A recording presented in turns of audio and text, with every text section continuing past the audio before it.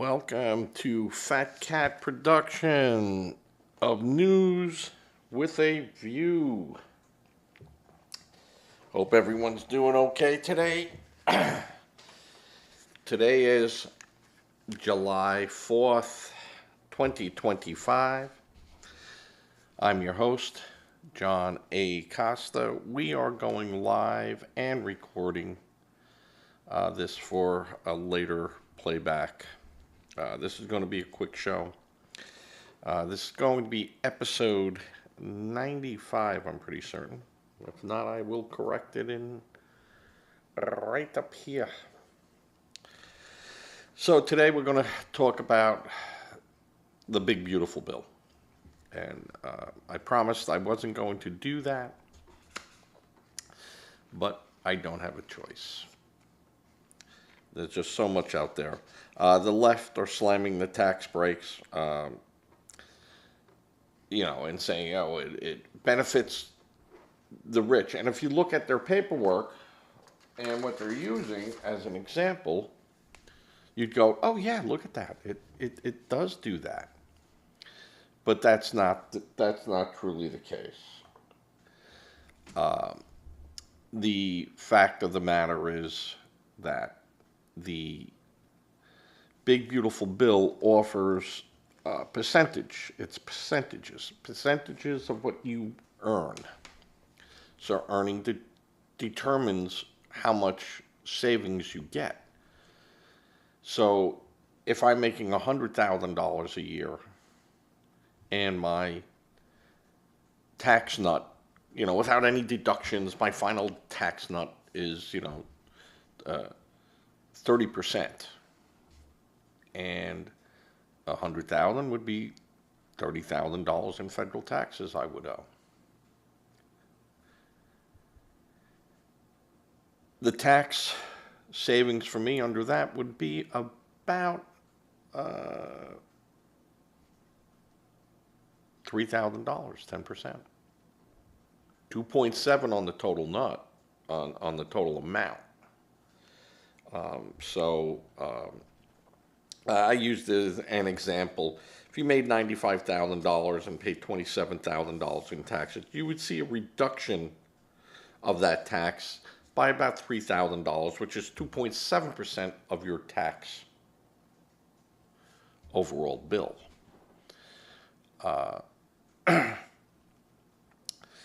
The average throughout the whole scale. And yes, the people making $1 million save a little bit more. But everyone gets a piece of the action.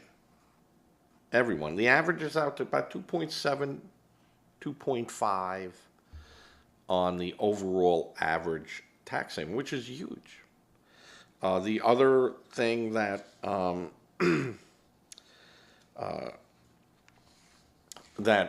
this increased by fourfold is your SALT, which is the state and local taxes that were capped at $10,000.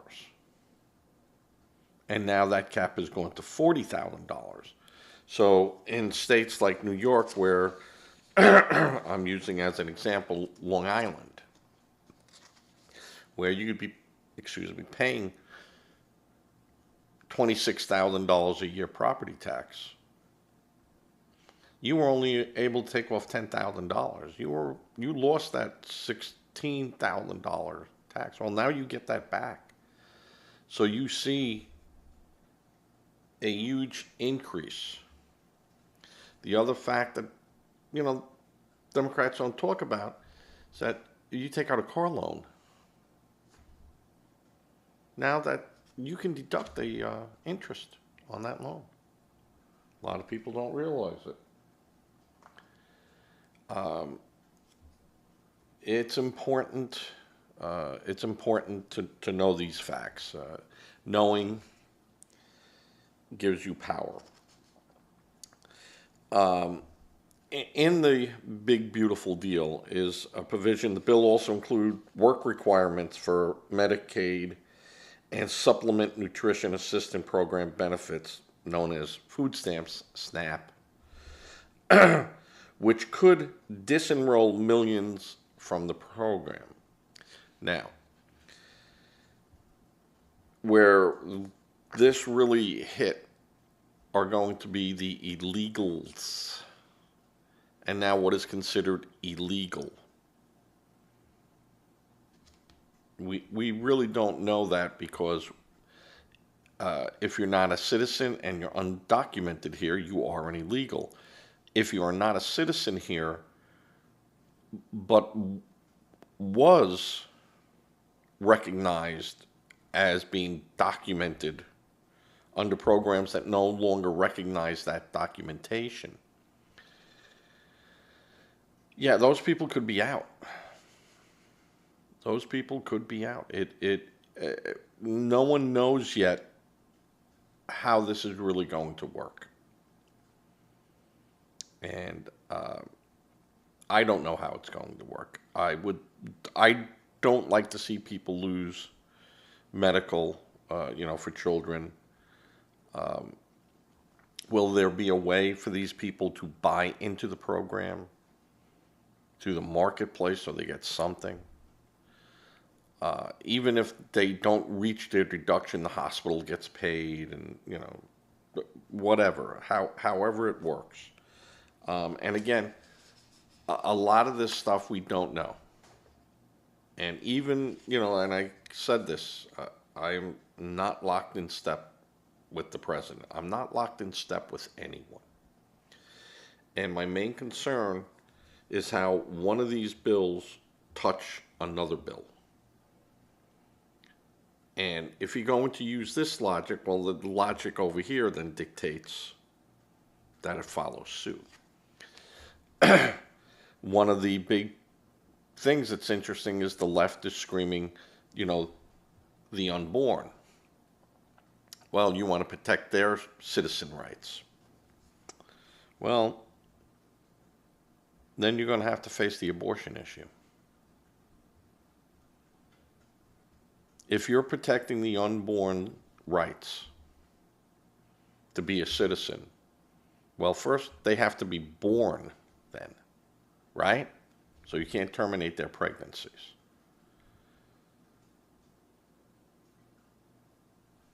The Democrats do not use logic. I don't know what happened to them. I don't know what happened to democratic common sense and values. I don't know what happened to them, but they disappeared. And if you do not get them back, you ain't winning in 2026, you ain't winning in 2028. Understand that. Recognize it. You must recognize it.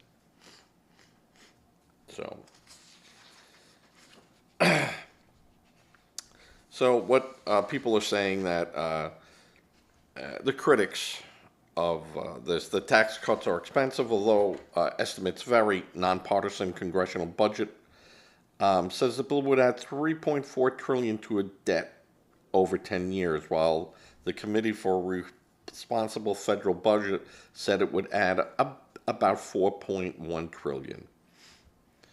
A conservative, the conservative Cato Institute put the figure as high as $6 trillion.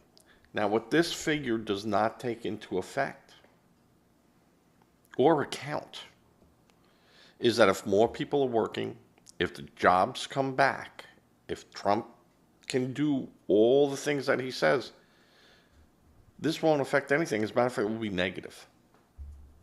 More people will be working. More people will be paying taxes.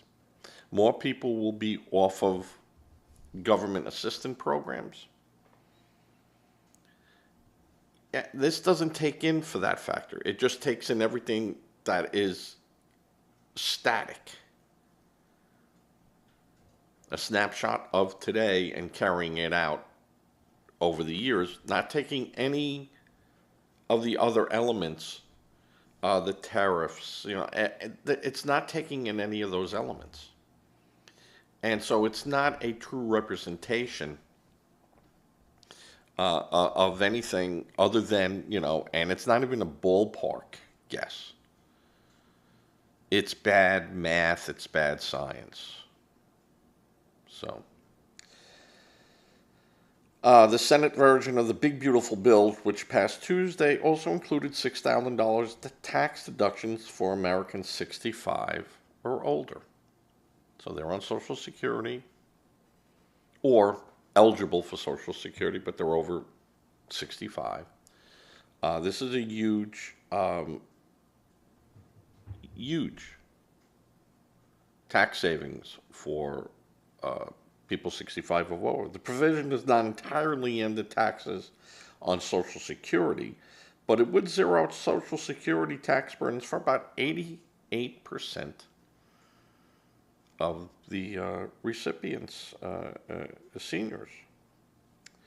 That's up 64% of seniors who are currently exempt from Social Security, meaning about 14 million additional seniors will benefit from this change.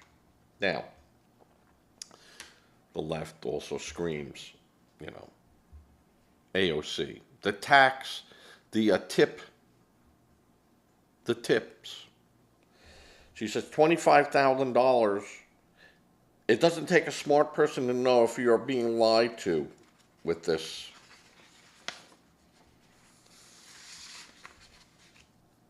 AOC, a former waitress, called Trump's move to end tax on tips a scam and pointed out that the Senate imposed a $25,000 cap on the benefit. So if you make more than $25,000 a year, you have to start paying after the $25,000. Right now, you have to pay on everything, which you represent could be canceled out by cuts in health care and SNAP food programs. Well, if you're making $50,000 a year on tips, plus, your $1.89 per hour, whatever it is,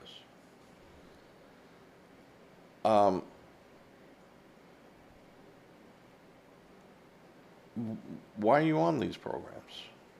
Because you got 9 kids? If you have about 9 kids, you're going to slip into a safety program. So, her saying you'd be canceled, no, you would not be canceled. Because your first $25,000 is forgiven. If you're making more than that, on $25,000 in a $50,000 tax range would put you in probably 27% range. So if you're going to be saving $3,000 and $4,000 a year on that, well, then you could buy a medical benefit program in the marketplace. You might only be getting $190 a month in SNAP. So that's going to be offset. But you got a tax benefit. And to say that this is a lie, no. What the lie is your math. And she says it right there. She goes, if you do the math. If you're making that type of money, and we know that not every dollar is accounted for. So that's changing because once, people now pay by credit card. They might leave a cash tip.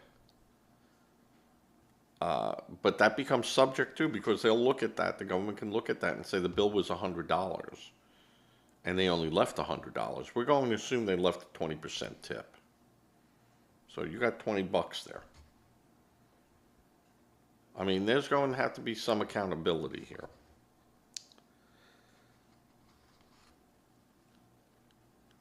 So, Social Security garnishment begins on July 24th for more than 1 million beneficiaries. Now, what this means that if you owed money to Social Security for whatever reason, or you're collecting Social Security and you owed unpaid school bills, and that's happening, they're going to take money out of your Social Security to pay that bill. Trump signed an executive order that eliminates the use of paper checks by 2025, September 30th. Can't get a paper check anymore. It's got to go into the bank account. And by doing that, the government gets to know who you are. Personal identification methods were improved to reduce fraudulent activities. Updating direct deposit will need to be done in person or online via My Social Security. Former Fiserv CEO was confirmed as the new head of Social Security. Now, Fiserv is a huge computer company, end user server. They are big. Big. And I'm sure that there'll be arguments that Fiserv is getting, some preferential treatment in getting contracts. But I'm sure the government's already using Fiserv, and I know that for a fact that they are. It's based on Dodge, which was created by executive order. Social Security is cutting 7,000 jobs and shuttering some of its offices to lower administration expenses. But arguably, the two biggest adjustments have to do with the garnishment of Social Security payouts to select beneficiaries.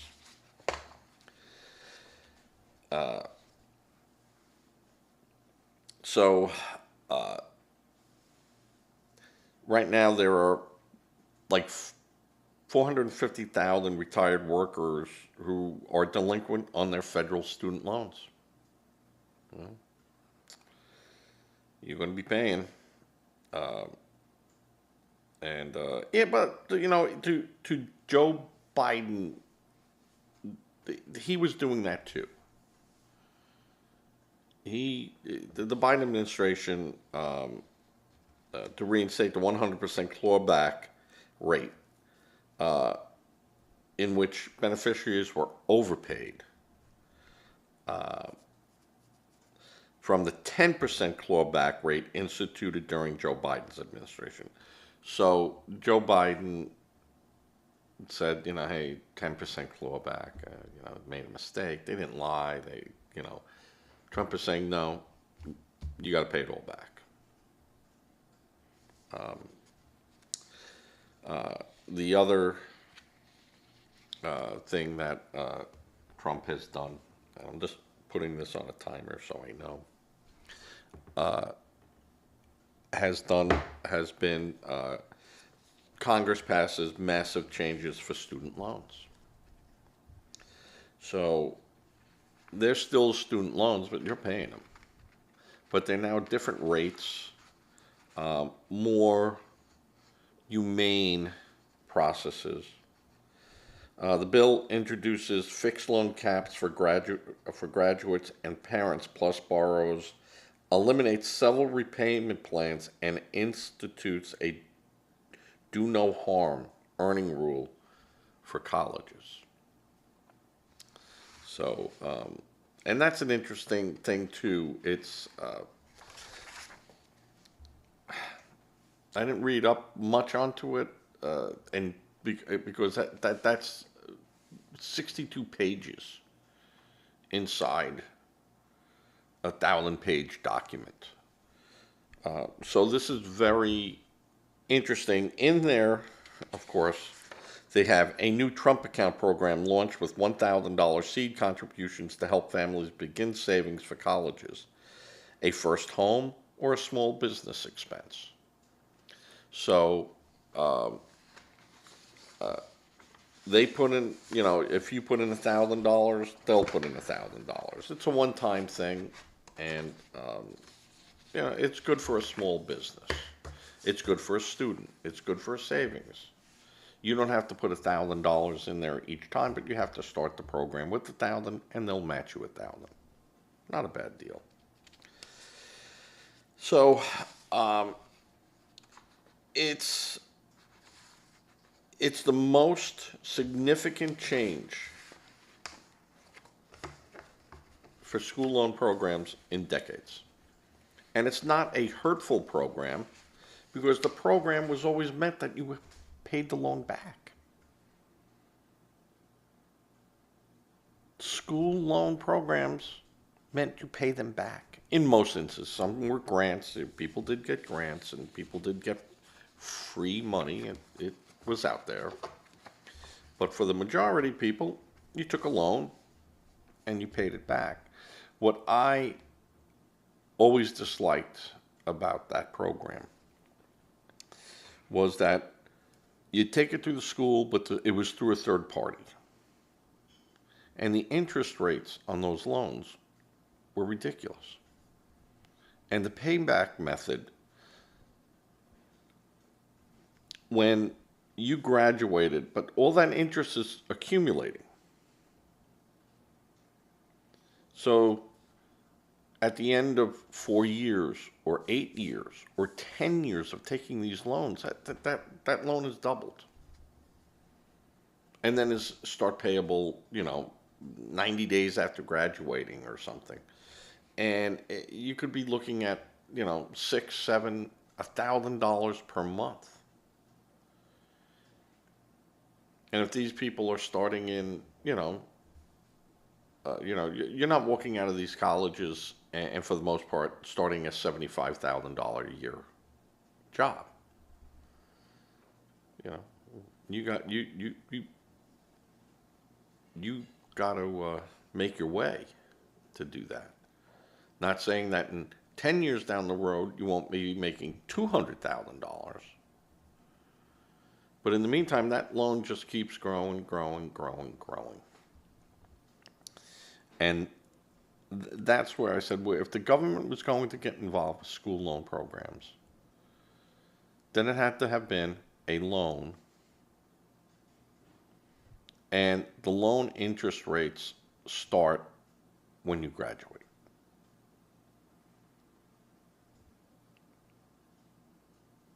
Or you leave the program. So if you decided, I took this loan out, I was supposed to go to a 4-year school, I only lasted 1 year, and I got X amount of dollars out there, and I leave. I don't go to school, I become a carpenter. Well, that loan becomes payable. The interest starts when you left school.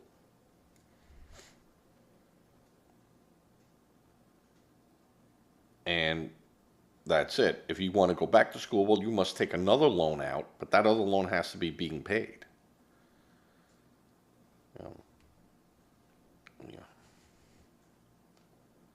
Actions have consequences. But if you're in a program for 6 years and hey, listen, I'm going to a 4-year school, and then after this, my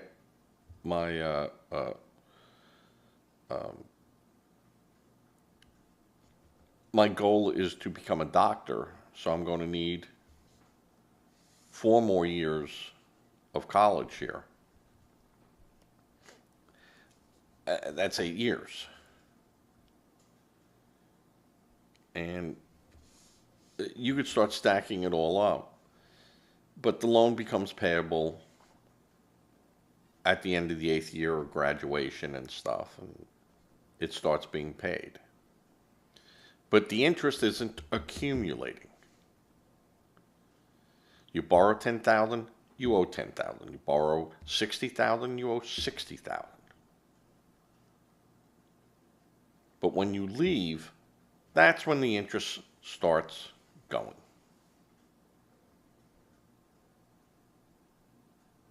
And I know that doesn't sound, right. I can't do that. I can't go to my bank and do that. But this is for education. And there should be something in there that you can do that. And you should also be able to have your employer take money out to pay that loan. Not they pay it, or no matching or anything like that.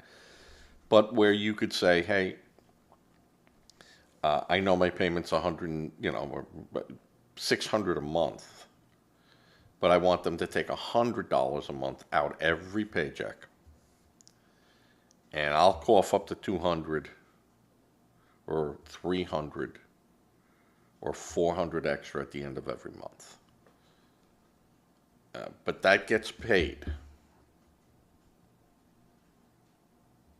And, the interest starts on that. So the quicker I could pay that loan off is the less that loan cost me. And that's what you want. You want to reward them for going to school. Not just for being able to have the grades to go into school, but you want to reward them for succeeding. And then the interest rate starts on the loan.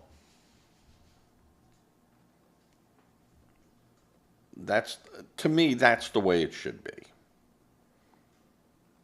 I think you would get more bang for your buck. There are a lot of people that go to college that should not have, that never had the grades to go to college, never had the smarts, never had the determination in school to get there, yet they think they're entitled to a college education.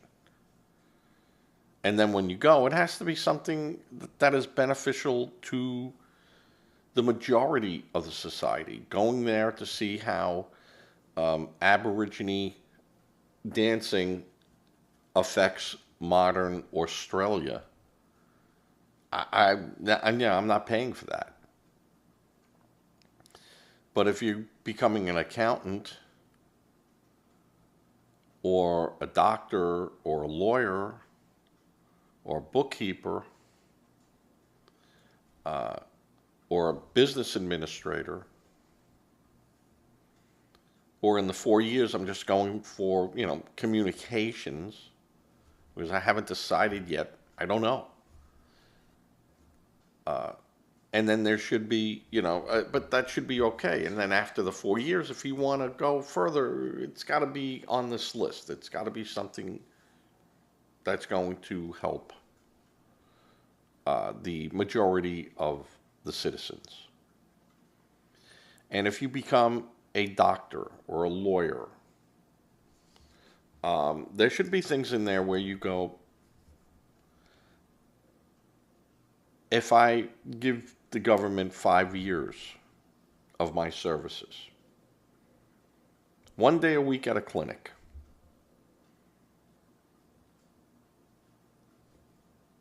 three pro bono cases per year, or whatever, however way you want to work it out, well, then there can be a reduction on that.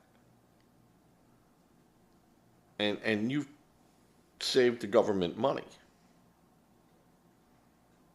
I'm going to work in a VA hospital. I'm going to work in a local clinic, but I'm not going to charge you for it. But the government is going to give you and that establishment, they'll pay their malpractice and whatever. Got to protect the people in the end. You got to have that. So there's ways of doing it where it really becomes beneficial to the government to give student loans, and then have a way for those student loans to be repaid afterwards, or you work on a sliding, you work for us over here, this much of your loan starts going away. Not a true barter system where you barter, but it's something along those lines. And you aren't taxed on that. You aren't, you can't take that as a deduction. And it really could work out very, very beneficial to everyone, to the taxpayers, to the students, to the schools. You look at the school cost, the amount of money being charged by schools because they had an unlimited pocketbook. They had, hey, we got people in here that's going to give you $60,000. You didn't have that before. You had people that had to pay $14 a credit. Some state schools, some city schools were, $8 a credit. You get a 4-year degree for under $5,000.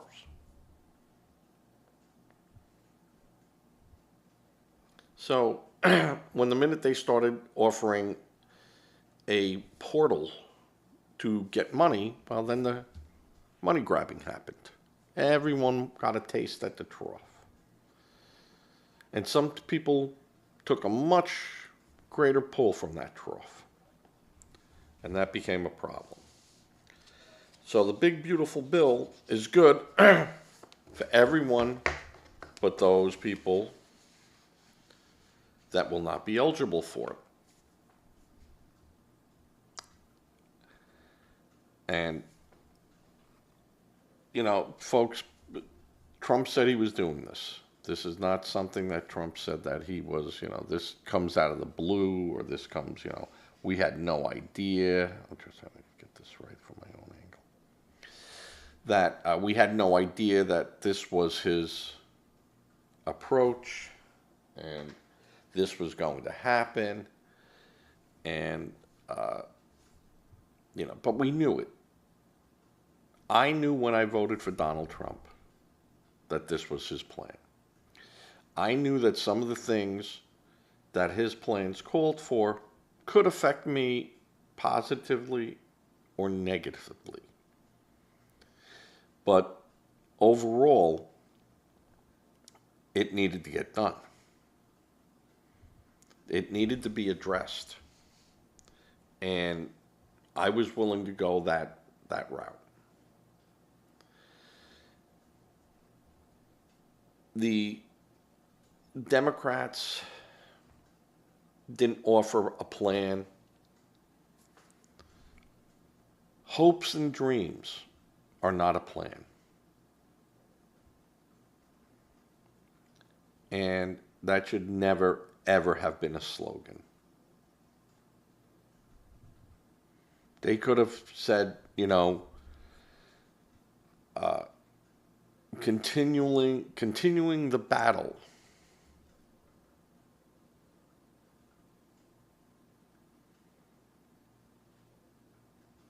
They could have used so many different slogans. Then this is the party of hopes and dreams. And, Kamala Harris got a lot of freaking money. Over $1 billion. And that wasn't including Joe Biden's money that he got.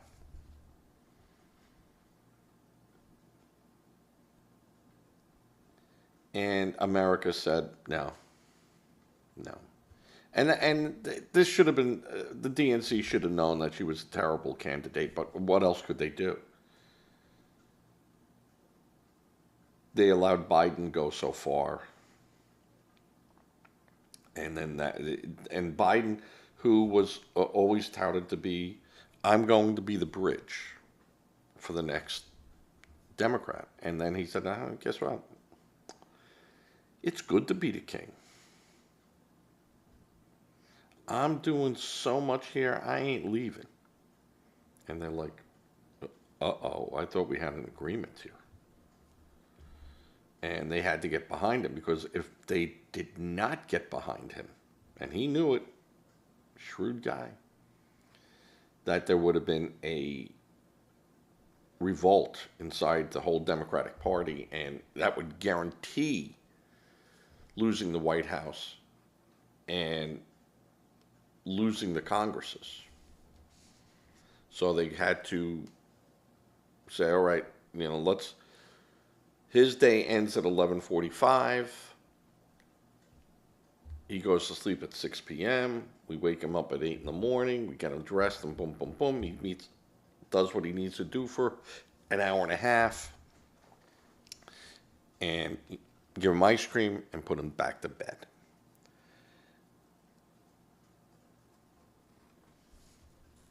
Now, you tell me that didn't happen.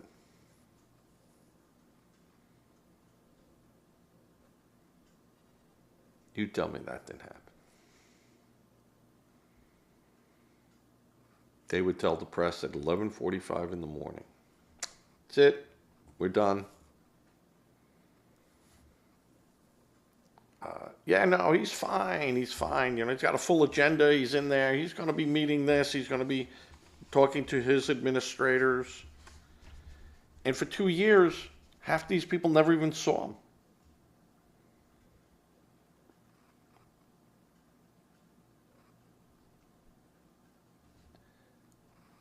And I'm glad to see that the only person in his administration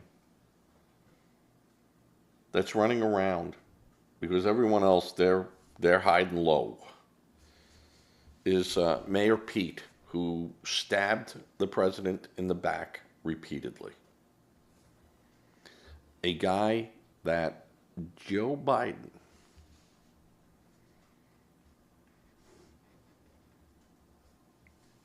really didn't want, but said, hey, he's a good fit with the LGBTQ. He's a good speaker, and put him in charge over here. And when all the talk about the president and everything else,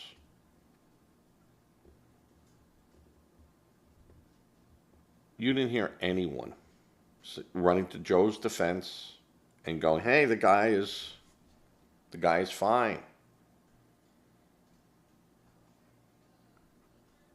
And the DNC clamped down on all these people and said, not a freaking word, not a thumbs up, not a thumbs down. If they ask you about Joe Biden's health, you go to the White House. I can't talk about his health. Go to the White House.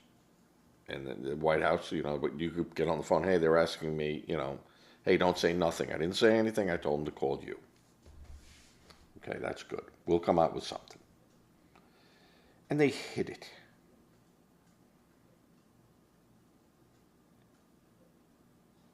And what was even worse is they denied it. They wouldn't even approach the idea that, hey, we're talking a guy who's 79 years old at the time. Look at what's going on. Look who he's dealing with. Look who he's speaking with. Look what he's facing over here. Look what he's faced walking in after the Trump administration. Whatever. And saying he's doing a good job. Country's running good. Everything's, blah, blah, according to them. And they didn't even really do that. Because the proof was out there the minute they opened their mouth. They go, well, what about this? Oh, we're not going to. No. We're not discussing that. All lies. That's all MAGA lies. And it wasn't MAGA lies. These were concerns we had. And then the debate showed, and even after the debate, before they were showing snippets of Biden, and he wasn't doing, okay, I get it, 80 years old. I drive down my street, I'm 70-something, I drive down the street, and I go, where the hell are we going again? So I get it. Am I happy that the best the Republicans could do was Donald Trump? No. I think there was a lot better people out there, but not people that could get it done. There is something about Donald Trump. There's just a confidence that he carries forward that people pick up on a vibe. And some people don't pick it up. Some people just sit back and they go, no, I want the giveaway pro. I want this. Give me, give me, give me, give me. And I get that. And I get that. But that can't always be the case. So, all right, folks. I got to call this early because I'm going out with the family. Those watching on YouTube, you'll see this come up. I'll push the show out. But I'll put it the edited show afterwards. And more than likely, I'll have a episode 96 this evening. That will be 2 July 4th programs in one day. Because there's just so much stuff I could not put it in here. I have to run. I got to be somewhere in like 22 minutes. All right, good night. Give to a charity of your choice. You know my rules. You reach out to that charity. Make sure it's good. Don't become a victim. Helping a victim through an email. Hey, give money to this thing. Don't fall for that. You go to them. Give to a food bank. 4 cans of food. Might not seem a lot to you, but people that don't have 4 cans of food, that's everything to them. Say a prayer. Prayer works. And to everyone, happy 4th of July. Have a safe 4th of July. Love the people around you. We're not going to be here forever. And, we don't know what happens. Life is funny. All right. With that, I am going to, I think, try to fade to black here. We'll see what happens. I might go to my color bars, but I'm not sure. See you later.